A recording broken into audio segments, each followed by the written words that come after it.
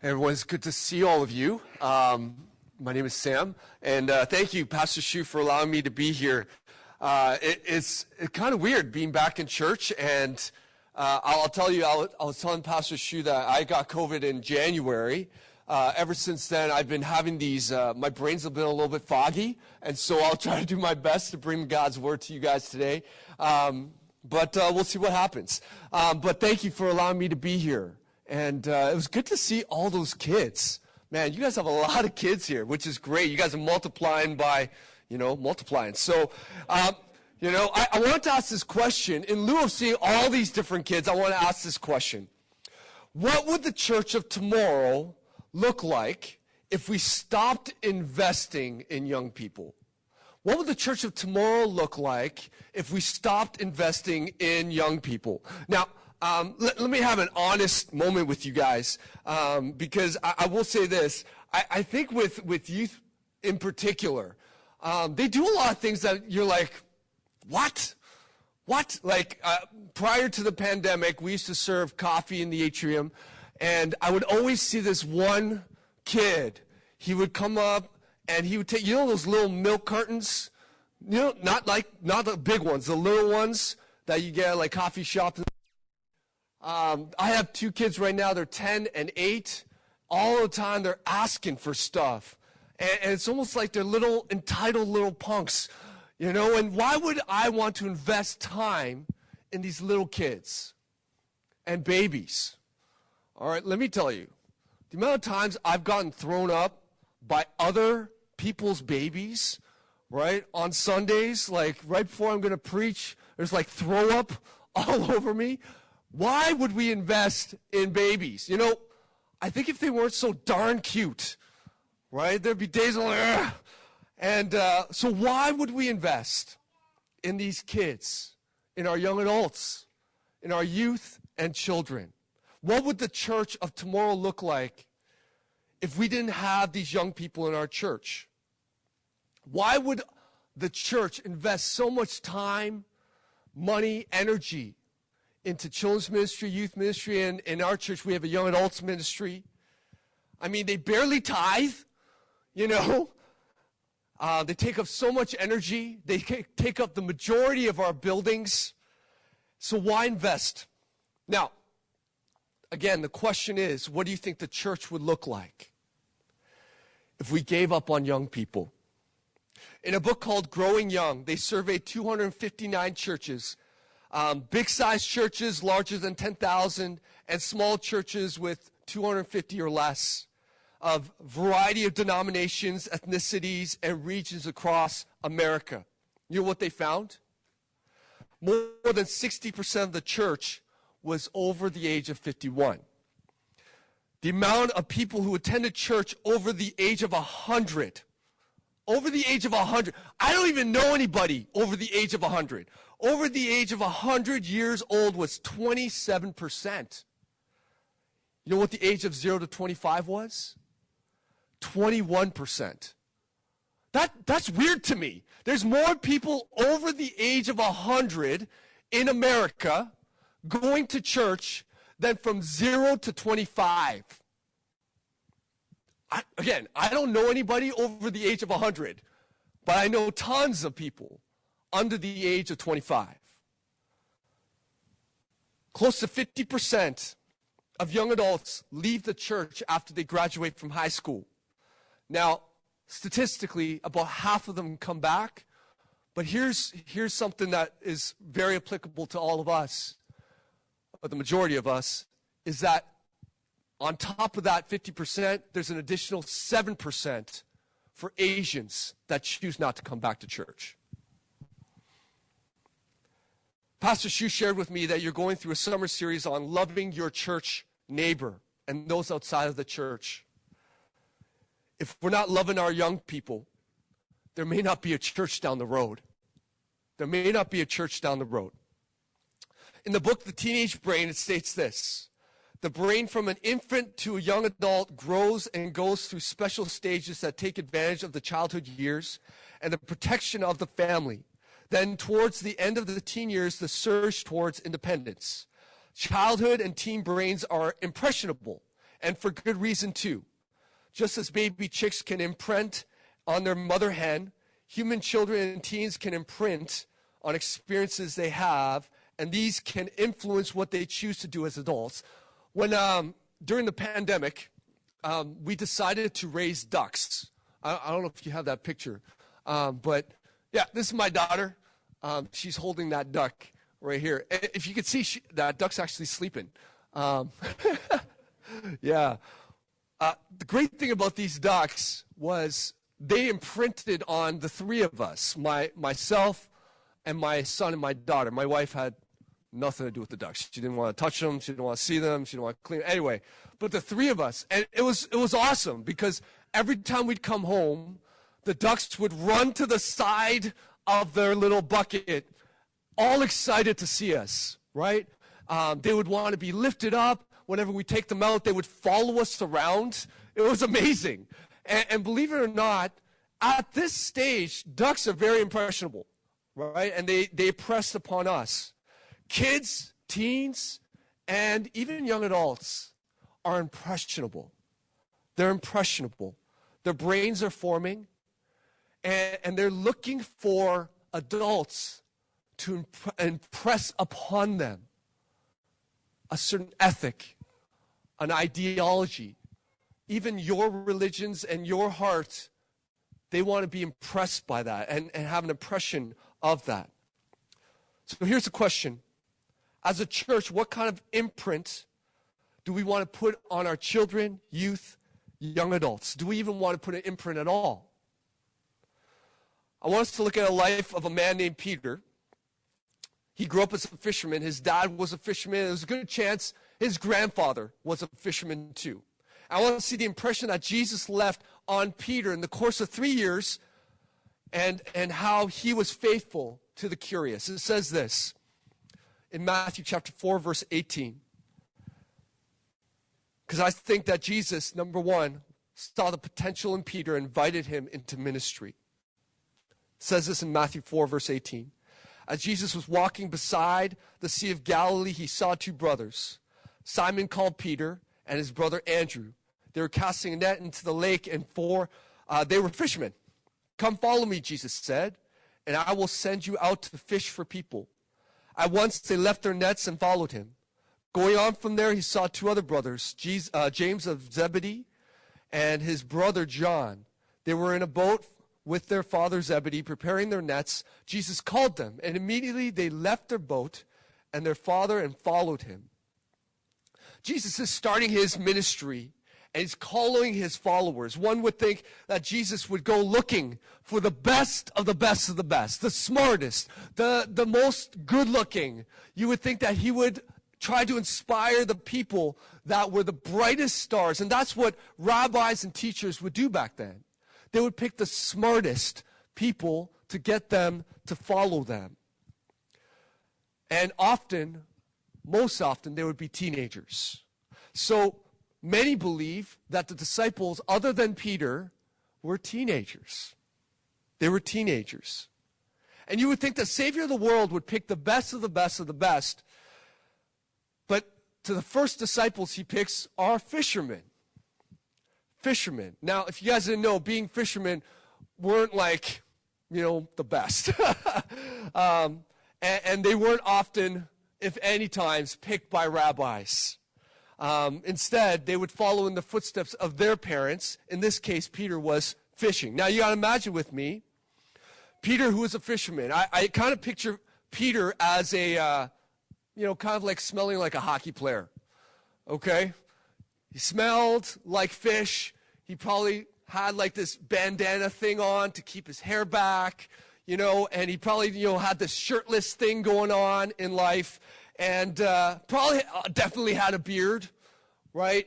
And, just smelled. And he was considered, if you were looking at him, you would consider him the wrong stuff.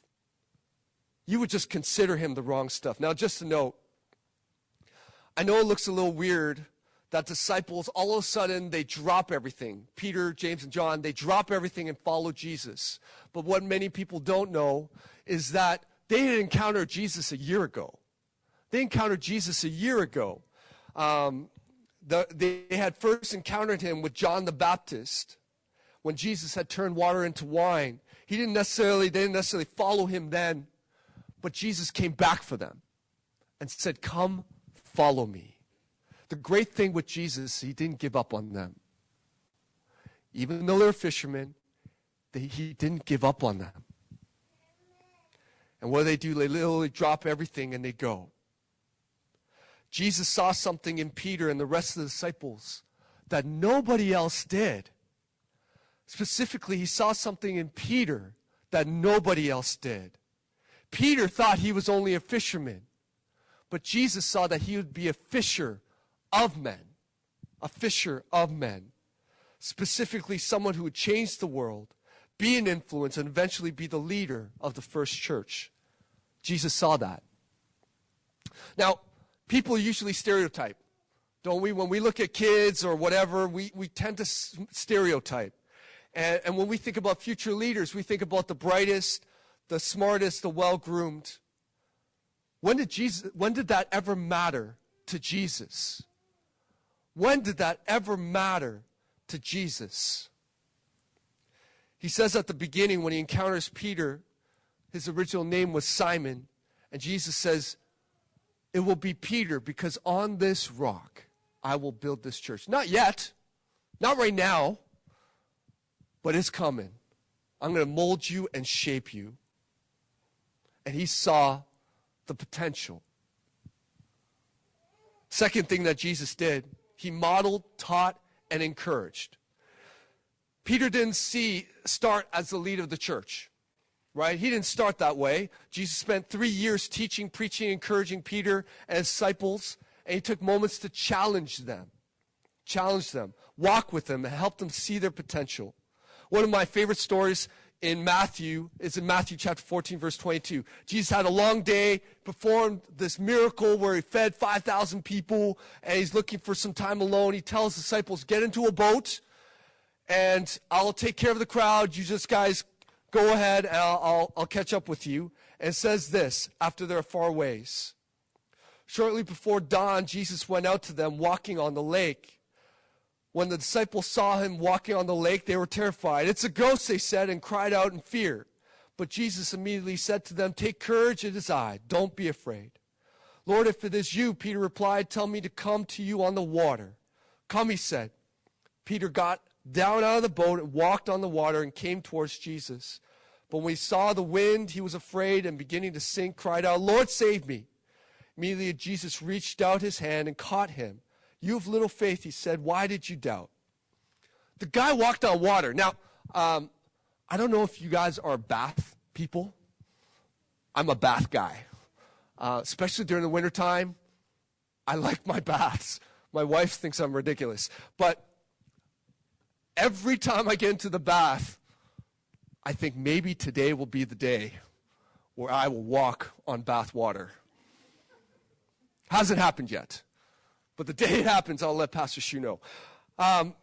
Every time I think about Peter walking on water, he was the only man other than Jesus to ever walk on water.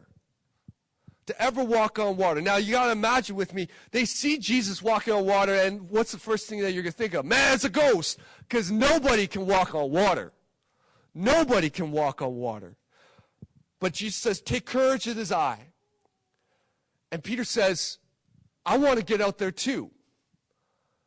No life jacket, no life preserver, no like ring dingy thing or inflatable things that go on his arms. He got out with courage and walked on water.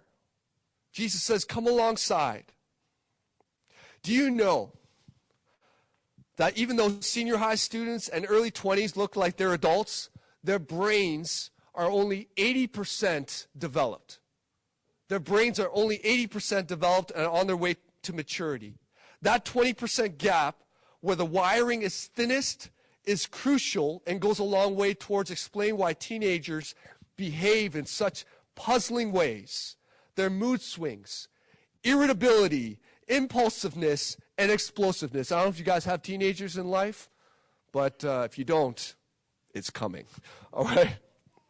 Their inability to focus, to follow through, and to connect with adults, and their temptations to use drugs and alcohol and to engage in other risky behavior. When we think of ourselves as civilized, intelligent adults, we really have the frontal and prefrontal parts of our cortex to thank for that. Because teens are not quite firing on all cylinders when it comes to the frontal lobes. We shouldn't be surprised by the daily stories we hear and read about tragic mistakes and accidents involving adolescents. The process is not really done by the end of the teen years.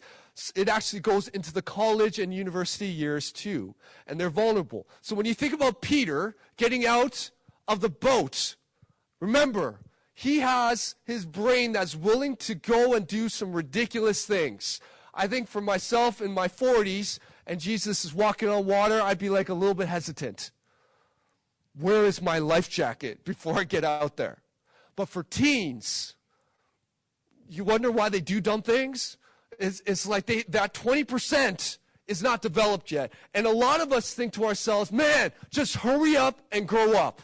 But some of us look at that 20% and be like, man, it's such a pain in the butt. But that 20% is actually a gift. Do you know that? That 20% is a gift. It's a gift of being willing to try something new, no matter what the risk. To try a new faith, no matter what the risk. To see a new person, no matter what the risk. To try a new group, no matter what the risk. The reason why kids are so resilient, a part of it is because their brains aren't fully developed and they're willing to take risks. They're willing to take risks. And for Peter's brain, he said, I'll give it a go. Right? I'll give it a go. Young brains are impressionable. But what made Peter get out of the boat wasn't just because he wanted to take a risk, but because he also trusted the rabbi. He trusted Jesus. He walked with Jesus, had been walking with him, and there was a relationship that Jesus had with Peter that didn't happen overnight. Didn't happen overnight. I'm drifting, but I had a young adult. He was dealing drugs. He didn't just start dealing drugs. All right, he didn't just start that way. He's like, I'm going to start dealing drugs because I need money. No. It happened through a relationship first. And he built this relationship, and the relationship that he had with this individual got into a place where he trusted them. He trusted them. Relationships matter. When you want to build trust, relationships matter. Now, this interesting thing happens. When Peter gets out, he starts sinking. And he says, you of little faith. Jesus says, why did you doubt? Some believe Jesus was saying to Peter, why did you have such little faith? But what he's really saying is, why do you have such little faith in me? Why do you have such little faith in me? Now, let me just say this. He saw Jesus model it, and he got out. Do you know that young people, they need adults? But some of you guys might not know this, but they want adults in their life. Do you know that? Young people want adults in there. All my young adults, they crave older adults in their life to mentor, to walk with them. Teens, they might not say this, but they want adults in their life. And they might push you away and push you away and push you away. And what they're really saying is, I need you in my life. I need you in my life. I need you in my life.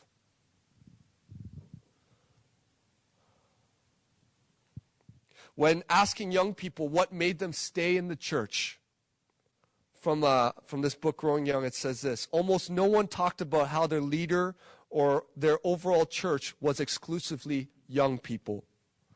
In fact, many of the teenagers and emerging adults interviewed wish they had more connection with those in older generations.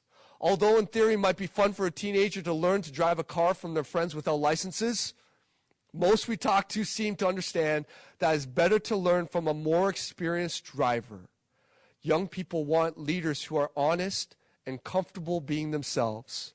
They have a sixth sense for authenticity and intuitively know whether or not leaders are genuine.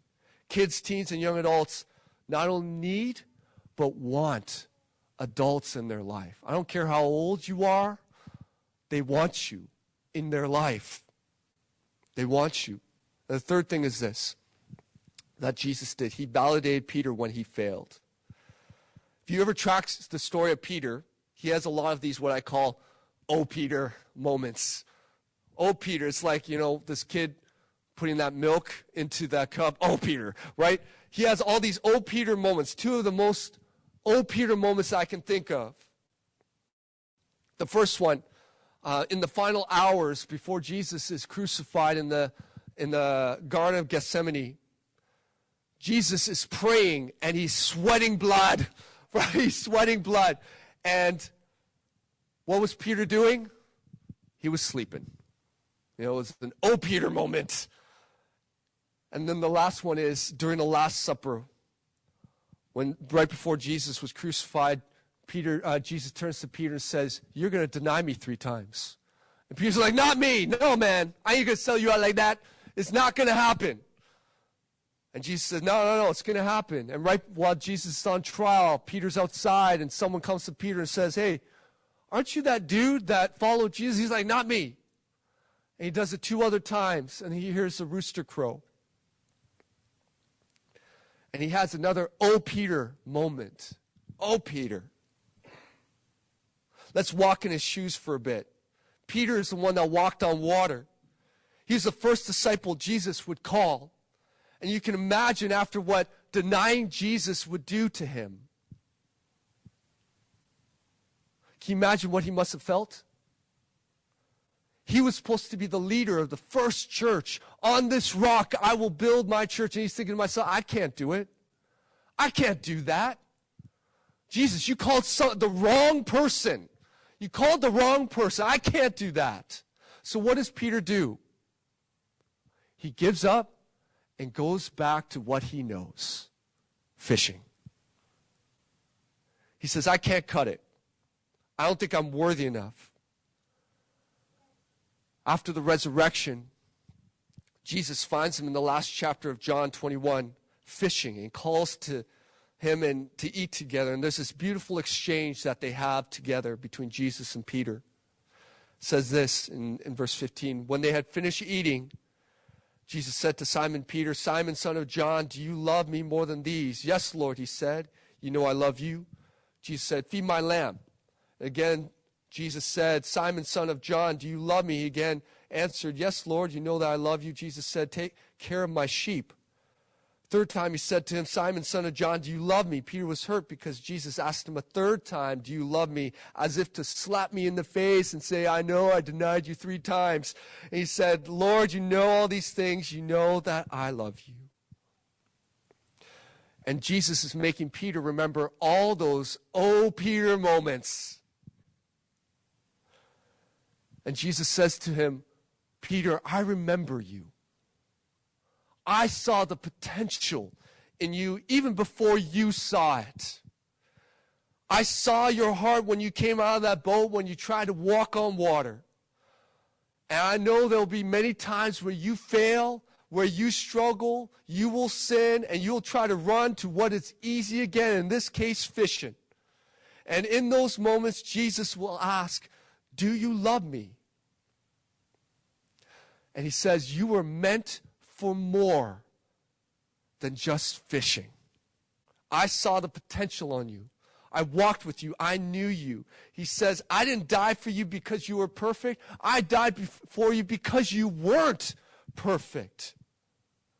He says, "I didn't pick you as a leader because you were perfect. I called you despite your imperfection. And for this reason, I died." Today's teens, in this generation, if you ever to ask them or survey them, they're afraid of making mistakes, of screwing up, and they're not allowed these days to have an "Oh, Peter" moment. They're not allowed. And so rather, it's easier to do what's comfortable. whether it be video games or being on their phone or whatever it may be that is a source of comfort to them because they don't want to navigate through the fear of failure.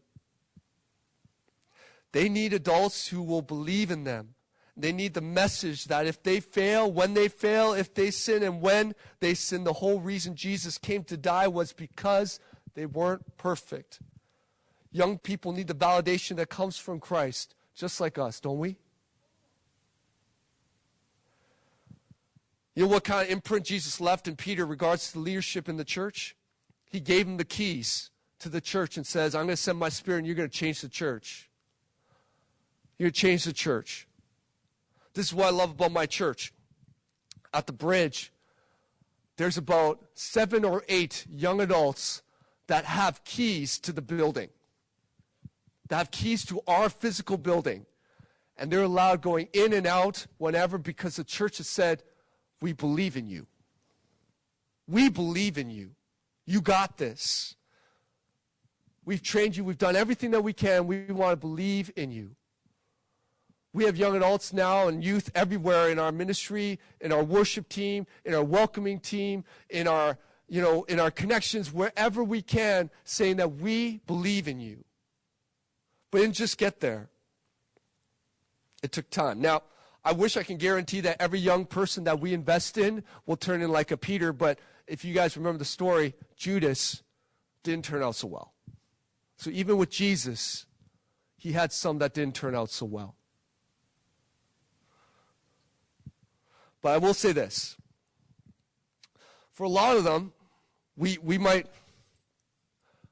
a lot like this as adults. We have our communities. We have people that have invested in us. We have things in our life that have been good and just people that we can turn to. But for many, they might feel like this. Single, solo, by themselves.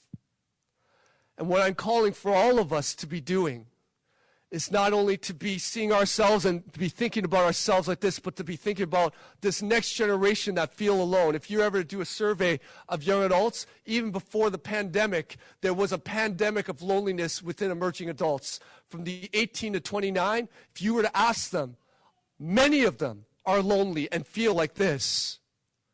And they're asking us who are here to participate so that it could be like this. That's what they're asking of us. And I'll tell you this. It's not easy. I have a kid on our street. He's in grade 2. He's giving me the middle finger.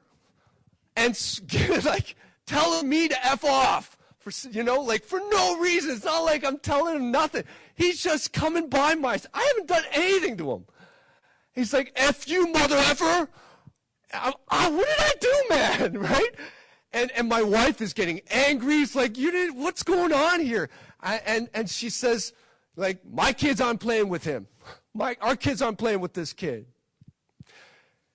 And this is what I told her. And because that's our immediate response with these kids, isn't it? When kids are angry, they're doing stuff that's inappropriate, the first thing to do is withdraw. But just like these rings, I told my wife the first thing we need to do is be there.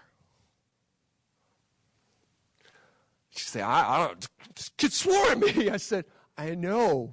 We're the adults. This kid needs people like us. So we as a family, what we decided to do first is we started to pray. We prayed for these kids in our neighborhood. And now we're inviting these kids and their parents over for dinner. Not only to have a chat, but to see that we want to love on these kids. We want to love on these kids. I'll tell you this. You have a generation of kids growing up in there, but there's a generation of kids that are growing up in all of our neighborhoods that are looking for this. They're looking for this. And the first place that we can start, despite how offended, or they might have scratched your car, or they might have thrown a snowball at you, is to pray. Pray for patience. Pray for the Lord that saved us to show us how we can be a part of his ministry, to be a part of showing them to who Jesus Christ is. And I'll tell you this, if we can do that, the church of tomorrow will look a lot brighter. Can we pray together?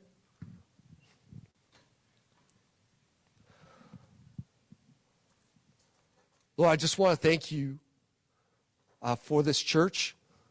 That God, that you, through this summer series, are calling them to invest in their neighbors. To invest into people that might not like them very much. To have hard conversations. And Lord, I pray for every person here that as they're thinking through even people that have come to mind, that might be living on their street, that might be living, that they've encountered. I pray that God, that you would allow us to see how you invested into Peter, for us to do the same. To know that 20% of the brain that isn't formed isn't a risk hazard, but it's a gift. To know that, God, that you have placed us in those neighborhoods for a reason and a purpose. And Lord, I pray for the church of tomorrow, that God, that you would do a mighty work in the lives of today for the church of tomorrow. And lastly, thank you for the cross as a constant reminder that, God, that despite all of our sin, that you would choose to die for us. So, Father, I pray that despite the sins of others and how it impacts us, may we choose to love those around us as well. Thank you for all that you do in our lives. In Jesus' name, amen.